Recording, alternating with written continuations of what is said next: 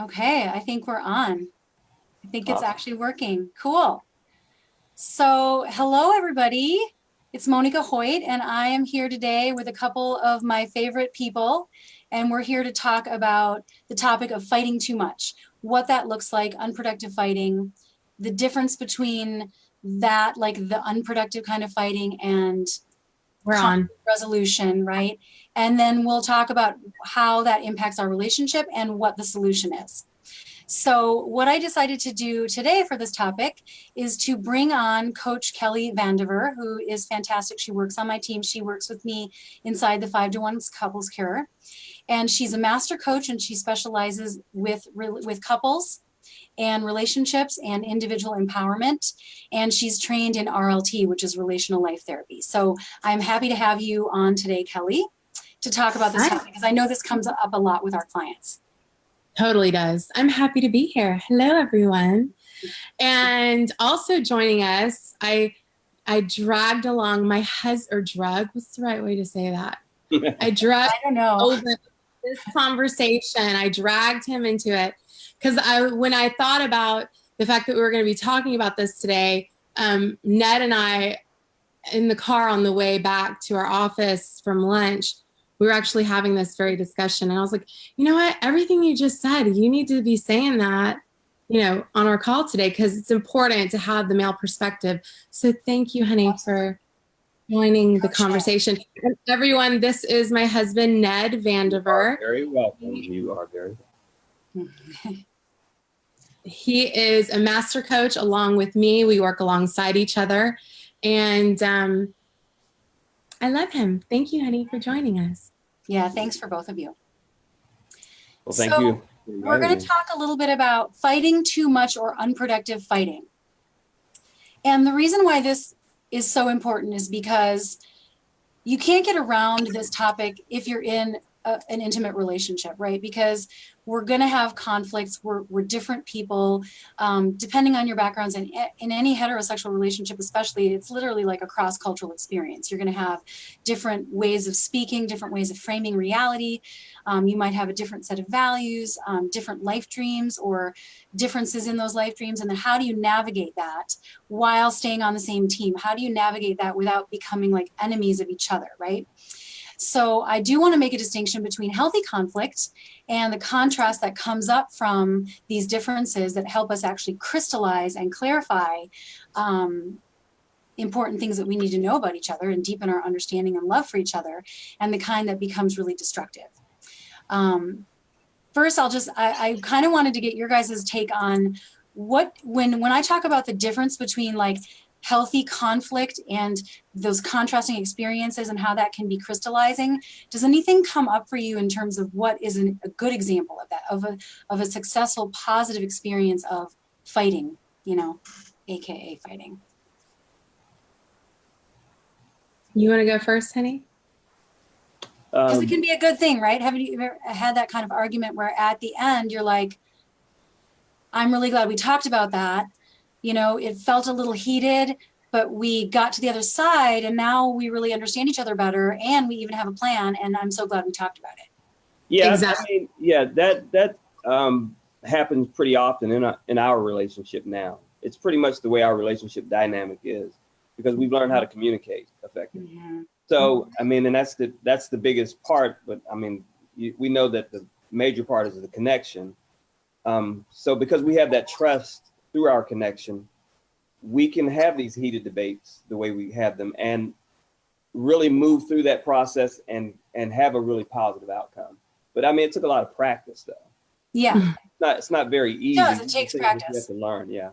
Definitely. Yeah, but that's such a good point, is that that you're connected, you expect that you will resolve it. Exactly. It makes it so much easier. Than you can be in the conflict without it escalating, without people starting to trip out on it and what it means. Yeah.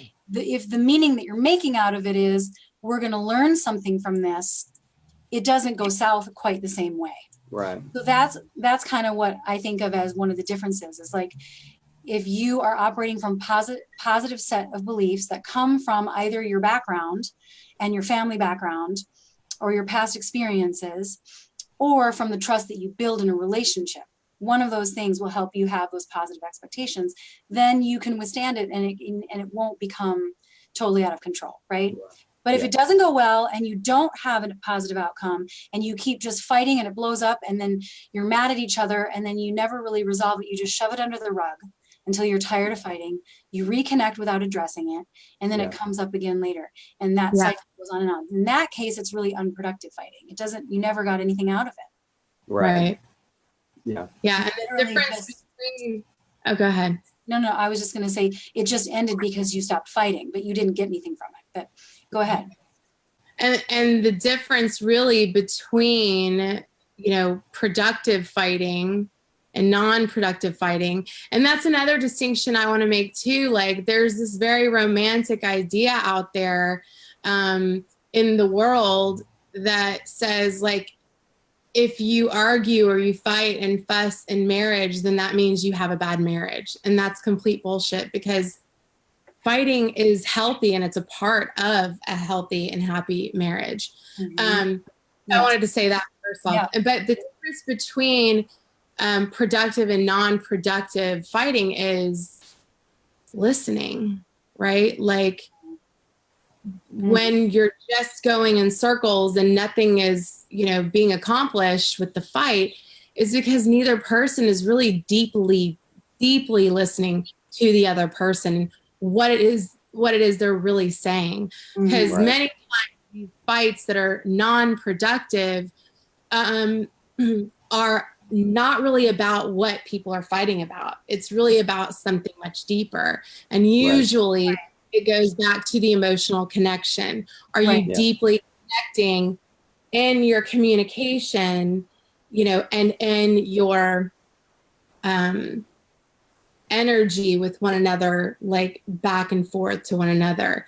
Is there that, deep connected feeling? And usually that's what it goes back to. But a lot of people don't even realize that. They don't even know what's missing for them in order to vocalize it. Right. Yeah. Like, go ahead. Because most fights are actually a protest against disconnection, even if it's not conscious. But that's why people are fighting. And we're going to get to that in the end when we go over some of the solutions and how we can break that pattern. But I think that the main point that I wanted to start this conversation with is just that not all fighting is bad, and it can be really productive, and it can be something that we grow from. But when I talk about fighting too much, I'm talking about the kind of fighting where it's happening a lot. It feels really bad and toxic. Nothing good comes of it. And you can't seem to stop, and you can't seem to get better at it. It's like when people aren't fighting fair. And just that it feels really bad. And we'll get into like what that actually looks like, how it damages the relationship. But I just wanted to say that. Do you guys have anything to add about that?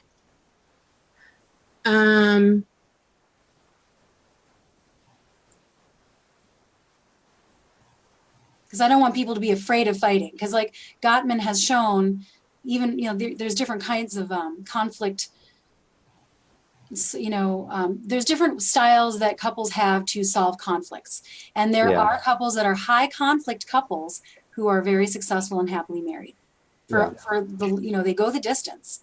But that's not typically how people are fighting. They're fighting, it's unproductive, they're not listening to one another. And there's no repair.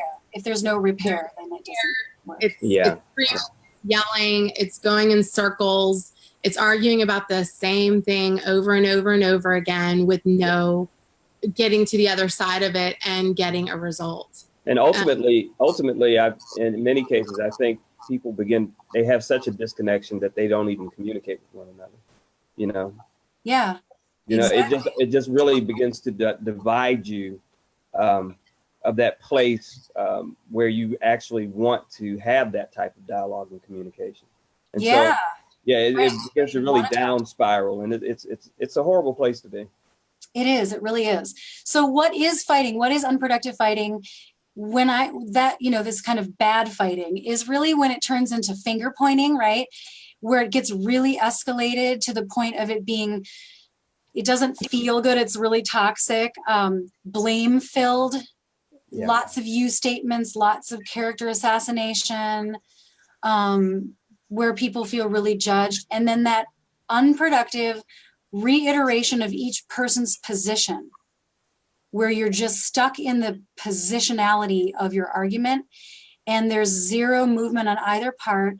And it's literally just reiterating it and saying it in all these different ways. And then when you don't feel like the other person's moving towards your side, then you just up the ante by escalating, by yelling, by shouting, by blaming, you know, whatever your tactic is. Some people will just withdraw or avoid or stonewall. That's just as destructive as far as I'm concerned as well. Totally. But that's what I mean when I talk about fighting. And that there's essentially this idea of there's not an us in it. It's a me versus you. Definitely. Right. Oppositional mentality. People really losing sight of the fact that they love each other, they're on the same team, and, you know, just totally not remembering who it is they're talking to. Exactly. Yeah. Exactly. Yeah. So what I have found is like, and I'm sure you guys have found this too, right? When you're working with clients who are really struggling with the unproductive fighting and getting angry at each other and just feeling so frustrated, not getting anywhere, it causes a lot of damage, especially if people get in these patterns that go on for years and years. And I mean, I work with people all the time who have been together 25 years, 30 years, and they've been in this pattern for a long time. So it is really damaging. It's damaging in several ways. One is obviously it just feels bad to fight like that. It just feels bad. It's like your feelings get hurt. There's disconnection. One of you or both of your body. Yeah, it feels really, really crappy, and you feel judged, or you walk away feeling really emotionally injured or bruised. It also hurts our health in the sense that fighting like that raises the cortisol levels. We go into fight or flight, and it takes like a full day for those cortisol levels to come down to even half of where they were before the fight. Yeah. And that causes all kinds of problems with our immune system, with our sleep, with our concentration, all kinds of health implications from this. So it's really super important to not stay in that like escalated place of fighting, because I think that just the bad emotional, physiological feeling of it is so harmful in and of itself, not even to mention the emotional component. Also, I think it just drains people of energy, right? So they can't even show up for their life the way they would normally show up. Like, I remember early in my marriage with my husband showing up at work and feeling so drained from our conflict and feeling like so frustrated that I was not knowing how I was going to go into my job and focus on the task at hand. You know, it really preoccupied me. I felt so depleted. I had nothing to give. I wasn't very present at my job or with my kids. Like I was snapping at them, or I just was like really not even hearing them because I'm in my own head about the fight we had hours ago, even though you're not even in it anymore, right? It's still, the energy drain lasts for a long time. Have you guys experienced that as well? I definitely feel like it's not a very lively place. You almost feel like a zombie. Yeah, right. You know, and, like a shadow of yourself. And unfortunately, it begins to affect your outlook about a lot of things too, just in your life. And that's how it's when you begin to really see the down spiral of that it's the effect that it's having on not only your relationship but just your life in general. Yeah. You know, because like you said, just going to work and just you don't even have the energy to put into a day's work. Let alone think about going back home to that same place again. It's just a horrible space to be in, you know. And then when you work together all day long, how's that? Yeah, will follow you to work. Kelly will talk at work. Kelly will talk at home. Kelly will talk all the time and all throughout the day until it gets handled. She will. Definitely will. If you work together and live together, it's even more, impactful when you're having conflict. It's like the urgency of getting that resolved quickly is even higher. Yeah, for sure. Yeah. Yeah. Also, I feel like the damage that fighting too much does is that it erodes trust in the, you know, if you feel attacked or if you feel misunderstood, and you didn't resolve it, you're less likely to want to bring something up in the future. You're less likely to trust that you'll be heard. So then if something does come up or you do bring something up and you don't get the perfect response, your mind will automatically operate from this assumption of like, oh, they're not going to understand because they didn't understand last time. Yeah. So, and when you expect it to not go well, you bring that energy to it and then create that prophecy, and just kind of gets worse and worse. Your trust gets eroded, your emotional safety, the very foundation of your relationship gets torn apart from this constant fighting and the unproductive fighting. Yeah. It also, I feel like, contributes to this negative narrative of the relationship. If you have that negative story that you've built even from just 3 or 4 fights, that becomes a story that then becomes your mental filter that then perpetuates that in every argument that you have after that. Definitely. So it becomes that, like, sort of like you said, Ned, that negative reinforcing self-fulfilling prophecy. Oh yeah, definitely. Yeah. You end up giving your partner, if you ever have acted in a way that you regret after a fight, if you think about times where you're like, I shouldn't have said that, that was not cool, you ended up giving your partner ammo, you know, against you later. You're really giving them reasons to feel more hopeless about the relationship. And if you're in crisis and you're trying to fight for the relationship, it's so important to not slip back into those really negative fighting ways, because you're just reinforcing that negative narrative of yourself and you're not doing the relationship or the hope of your partner any favors. Totally. Definitely. And typically for us, and it's like this with a lot of couples, usually like the woman will initiate a conversation, right? Because it's all about, you know, being, you know, in defiance to the fact that we're not deeply emotionally connecting. Yep. And a lot of women will bring that up. And again, sometimes women don't even know that that's what they want or need. And they're talking about all the other shit when it really starts there. But a lot of women will be the ones to initiate the conversation about, like, what's going on with us? What's going on? What's this energy that I'm feeling between us that feels so wrong and bad and nasty? And I don't like this. A lot of times, like my husband has done, is now he will always engage me and listen, but I know that for a period of time, you know, if the same thing kept coming up, he really didn't want to hear it because I have said it so many times. But he'll sit there and listen, but you know, it took a while to get to the other side of the complaint. Yeah, I think for a lot of guys, though, we naturally begin to filter what we listen to, unfortunately, because we just get to, you know, you're so excited in the beginning, and we lose that excitement. And it's not done on purpose, but it happens. Okay, and like Kelly has said, we've had conversations and she's gone on and on about the same thing over and over again. And I just cannot hear it the way she's coming to me about, you know, whatever it is that's bothering her. I can't hear it the way she's saying it to me. And it took many times going through many different experiences for me to really understand that when my wife is addressing me and she has a question about something, she really means it, you know, that kind of thing. So you really have to pay attention. And so a lot of guys just don't know how to do that. Right. Right. And I think a lot of times I'm guilty of this as a woman. When I do have things to bring up and I have a negative expectation and I'm assuming the worst based on my own family of origin, then I'm not going to bring things up in a way that makes it very easy to hear it. You know, if I bring it up in the wrong way and I'm off to the wrong start, the defenses have already gone up. So that's another topic, is like soft startup, you know, not that you're going to sugarcoat your message. You're going to still say what you need to say, but there are ways to communicate where you're more likely to be heard. Right. Exactly.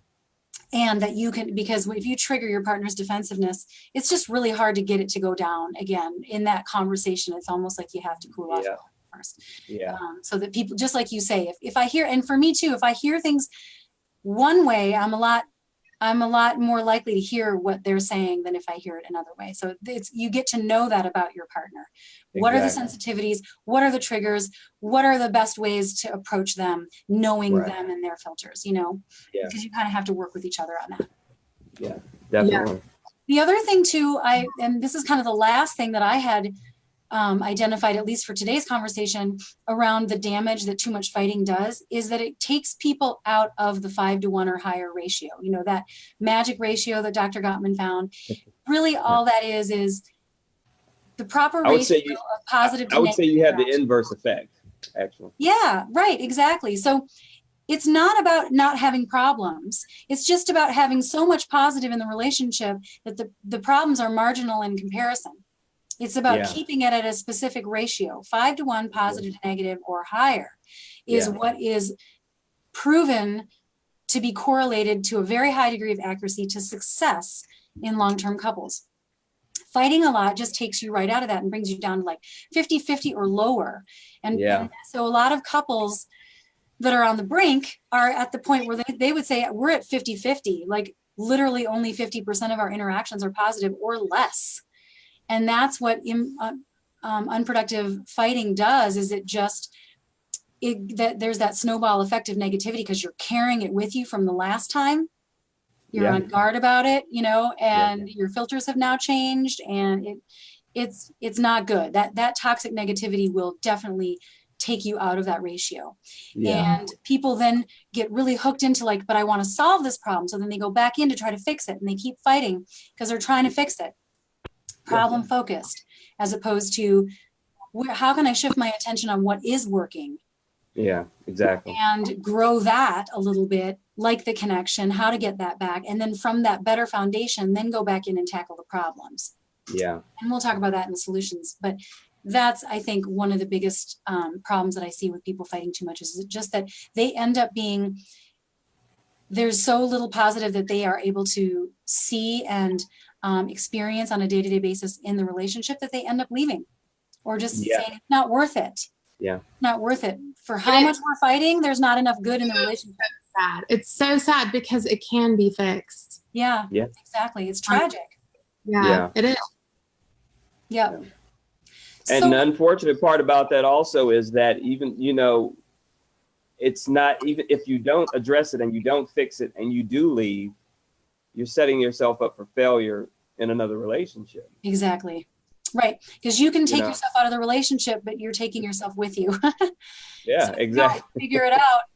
Yeah. Now there's still stuff that you're going to be playing. Chances are you're going to be playing it out in the next relationship. Yeah, that's it. I know. That's why I try to impress upon people, because it is really a sad thing when people think that it's just the problems in the relationship, and once those are gone, then everything will. Yeah. If I leave, things will change. Nope, doesn't work that way.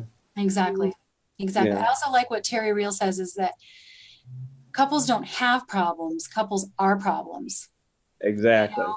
And it's really the process between the couple that is the problem, or not the problem. Exactly. Right. Exactly. So, and you're always a part of that equation. It's not always 50-50, but if you don't have a clear sense of what your part in that equation is, it's not going to be better next time.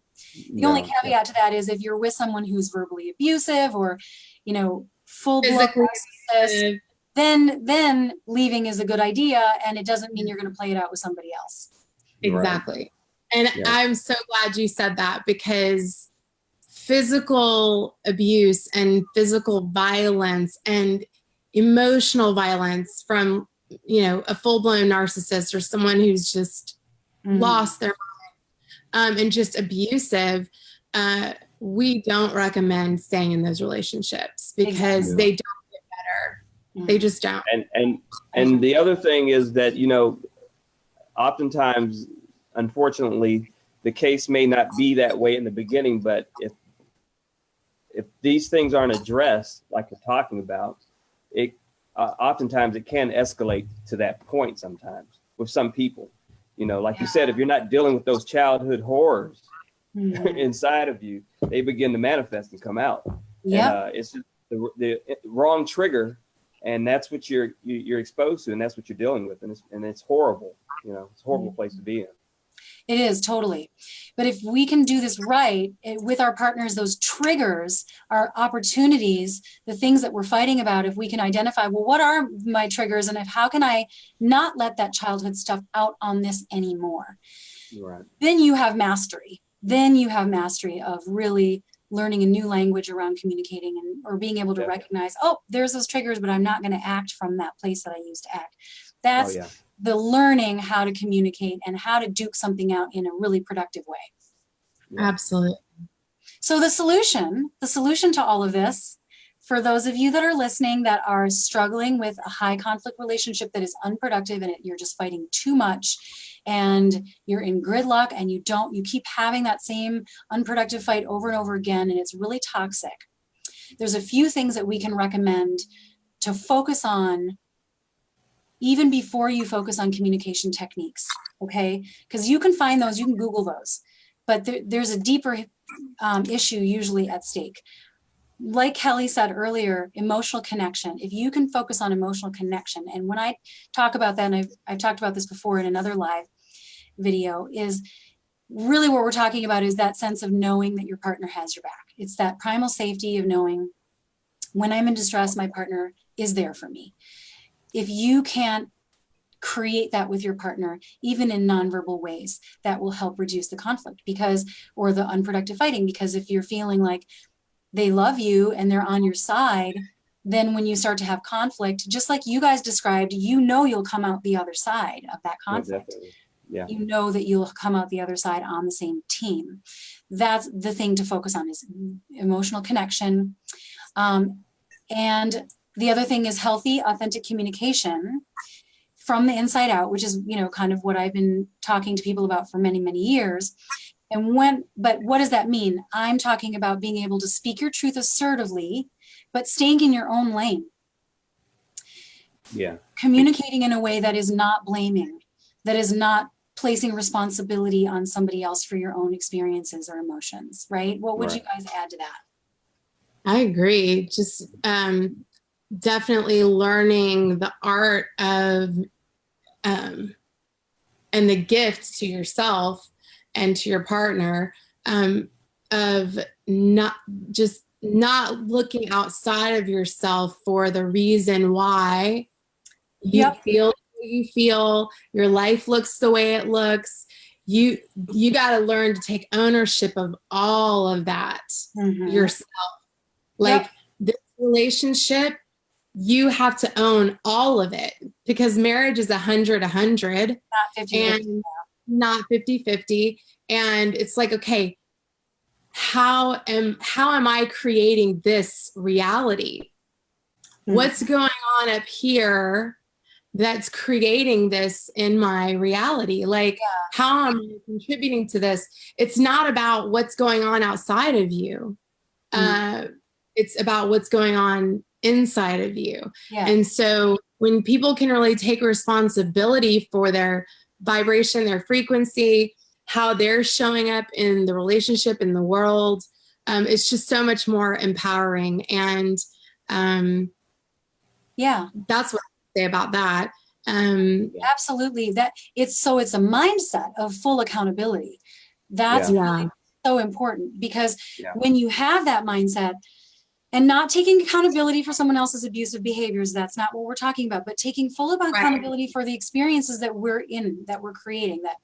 And that mentality will allow us to be able to communicate without blaming.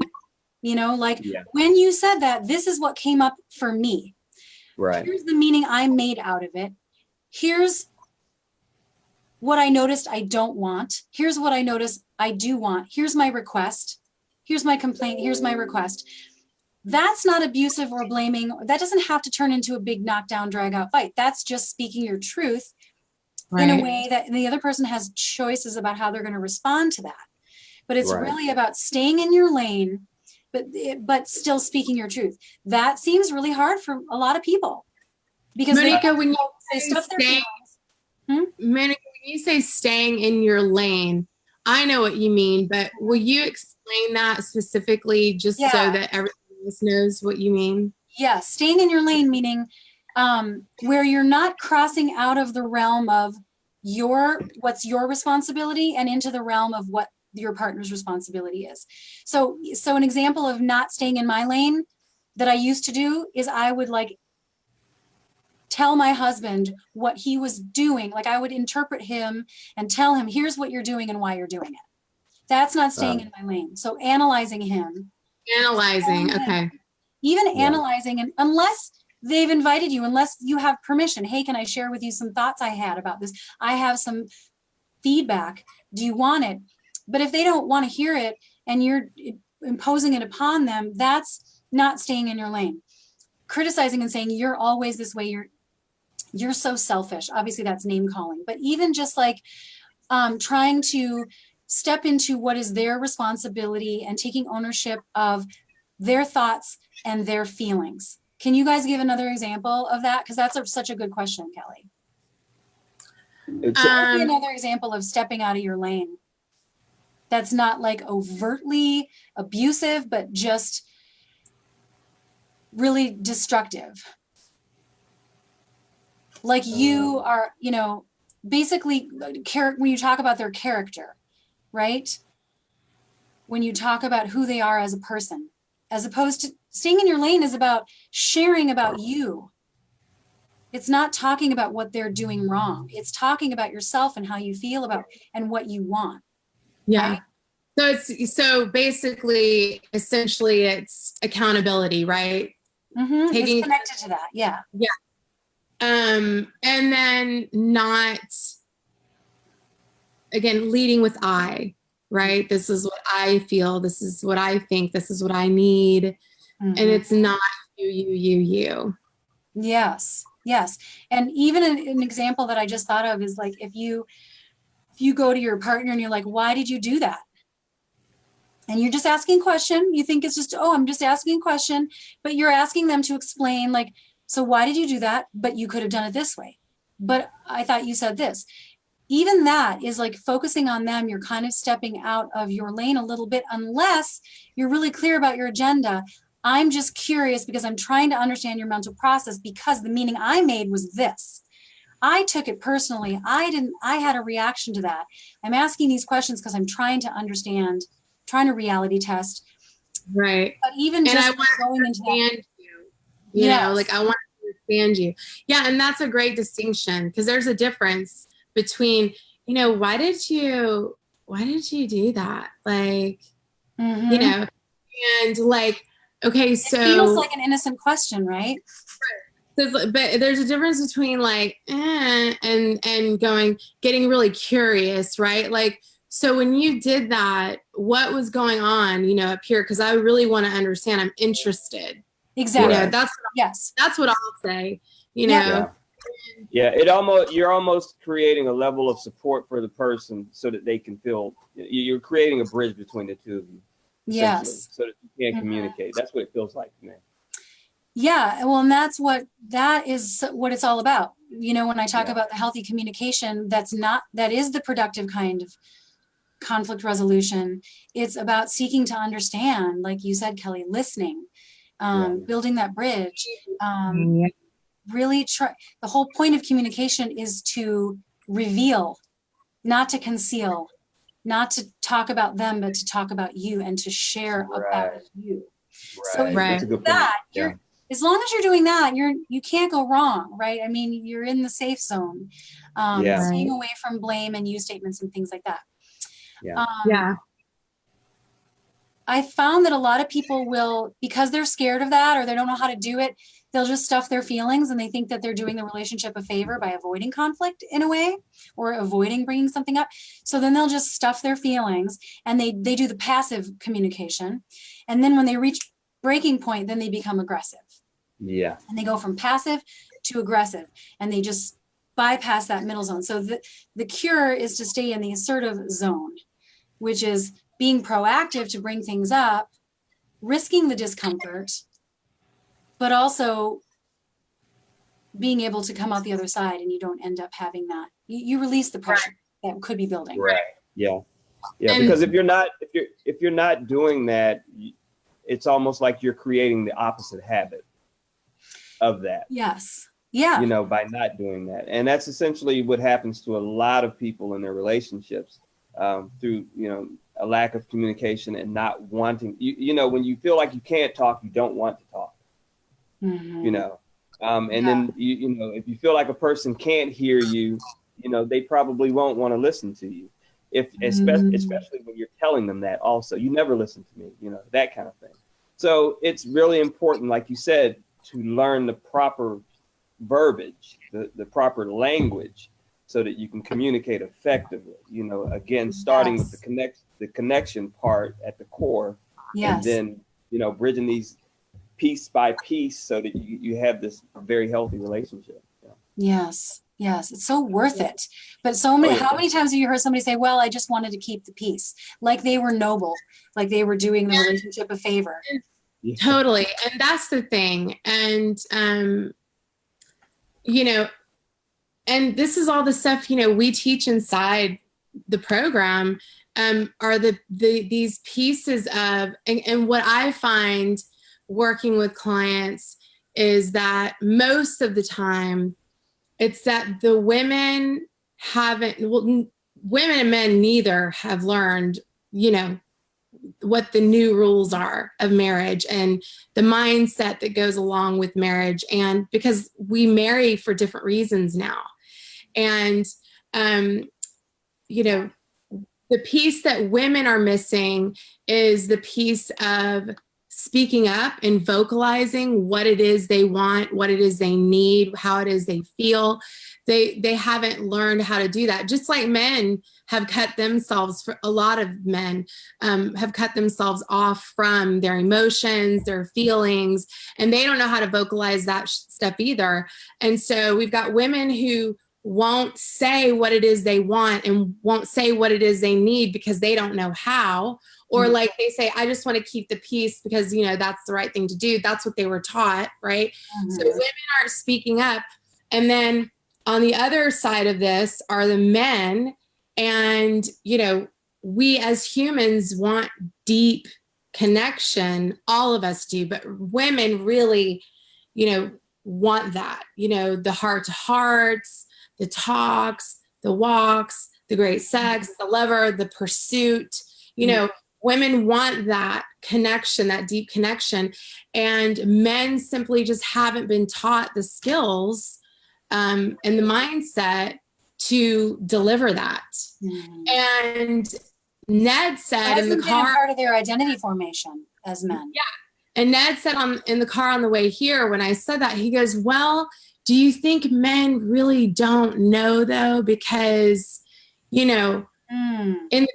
Yeah, I mean, because in pursuit, you know, when it takes something to move a person to want to marry you. You know, people get married for a reason, and so for me, I was like, I don't think we don't know how to do it. I think we lose sight of the fact that we need to keep doing it, and we a lot of times, you know, it's just like listening to your wife when she's speaking to you and you don't hear her.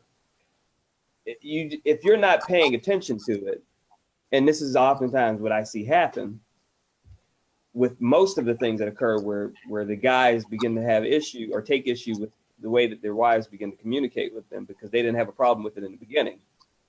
You know, so again, it's getting back to that sight where you're looking through that lens of, I want to serve my wife. I want to be on purpose with my wife, you know, and I want to show up the way I need to for her.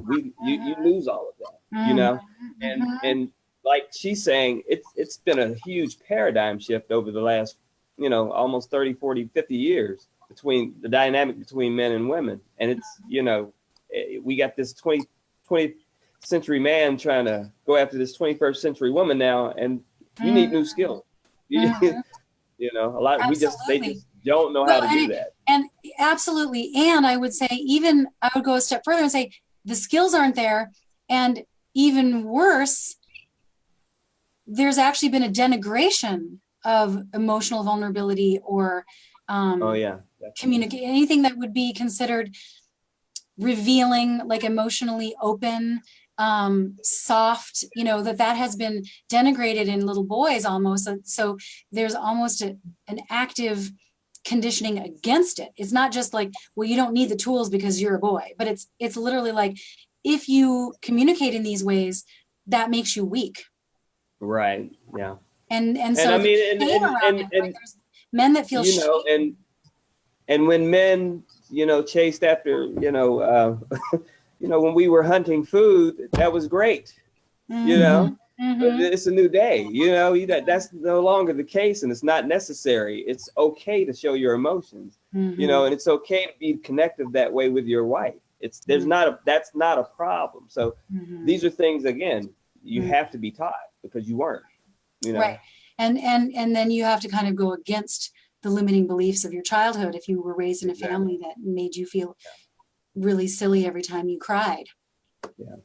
And then you guys literally have to rewire those programs so that you can embrace it and be like, I don't want to have the kind of relationships that my parents had where there wasn't that connection. I want to have something better. So I have to learn a new way and almost reject some of the things I was taught, even by parents that we love and who we know loved us, but they taught us some things that are just not helpful now, not useful. Right. I mean, and that's not an easy thing to do. No. The change and to learn these things, you need a lot of support around it. Yeah. Yes. Can't do it. You can't do it on your own. Right. Right. So that was the other thing I wanted. So the self-awareness piece, that was the last thing I had as one of the solutions, but chime in if you have more on this, that in order to do this, healthy communicating where you're avoiding these unproductive fights is you need to have self-awareness and good boundaries. You need to know the line between you and your partner, what that looks like in terms of my thoughts and feelings versus their thoughts and feelings, my wishes and desires versus their wishes and desires. Not just protective boundaries, but containing boundaries if you're like the kind of person that spills out a lot onto your partner. That self-awareness and that learning those boundaries for some of us takes actual like support and skills. That it's not just something, it sounds so simple, right? It does, but it's not simple, but it's not easy. It is not simple. Well, if you look at it as if you draw boundaries are simple conceptually, but actually, embodying healthy boundaries, if you haven't been taught that, is very difficult. Yeah. So anything to add on that? I wanted to encourage anybody listening, either now, live, or later, that if you guys want to talk to us about this, or if you want to get some support, we do have a free coaching call available, and I'll put the link in the comments below, just to be able to take some of what we're talking about theoretically and just apply it to your situation. Yeah. But in the meantime, I think the key really is looking at how can you create greater emotional connection? How can you listen better? And how can you learn to not blame and step out of your lane? Definitely. Definitely. That's all I had. Do you guys have anything else you want to add to that? No. I thought it was really a pleasure talking to both of you. This was fun. Not at all. Yeah. So fun. Yeah. Well, we'll have to do it again. We will every week. And we have other fun topics to discuss. So cool. That's it for today, you guys. If you have any questions, as always, please post them in the comments below. We always answer questions in the comments. And if you have a question, somebody else does too. So don't be shy. And if you are having these issues in your marriage and you want to fix them and you're tired of going around in circles, book a call. Book a call. You have nothing to lose. Yes, definitely. Awesome. All right. We'll see you guys next time. Have a good day and a good week. All right, you too. Bye. Bye-bye.